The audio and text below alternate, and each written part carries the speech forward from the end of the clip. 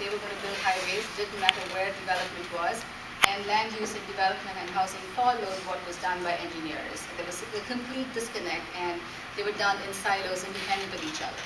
So now we have a couple of laws in California, SB 375 in particular, adopted 2 years ago, which said all of the transportation dollars and funding has to be done in conjunction with land uses. So any new development has to be around transit nodes to provide people alternatives to get out of their cars and make sure that parking and driving were not dictating what the communities look like. And the other thing that we hear often is that these are not walkable communities. You have to get into your car to drive from one store to the next. There wasn't a sense of place. It wasn't memorable. It was faceless suburbia.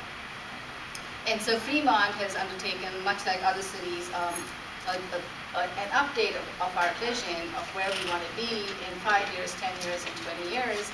And that is now being linked with what happens regionally. I mean, we cannot, as Fremont, or the city of Fremont, ignore what happens in Union City, which is our neighbor, or in San Jose, or in San Francisco. So we have to look at everything regionally, and what 375 requires us to do is to look at the state as 18 mega regions and plan regionally. So San Jose, Fremont, and a whole lot of cities are working together to create that vision for the region, create that infrastructure for the region. And as part of that, we also have the requirements for the number of jobs that we create. In the next 20 years, we have to accommodate an additional 2 million people in the Bay Area, right? In the Bay Area.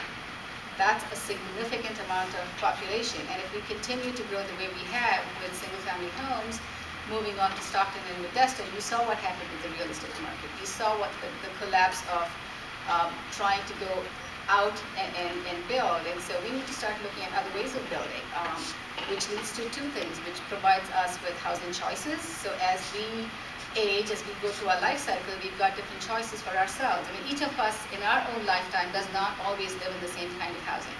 We go through different prototypes. And that also links to what we call affordable housing, making sure that people can afford to live in the Bay Area, because that's a huge issue in the Bay Area, is how expensive it is. And so, Jessica, you've dealt with land use, transportation,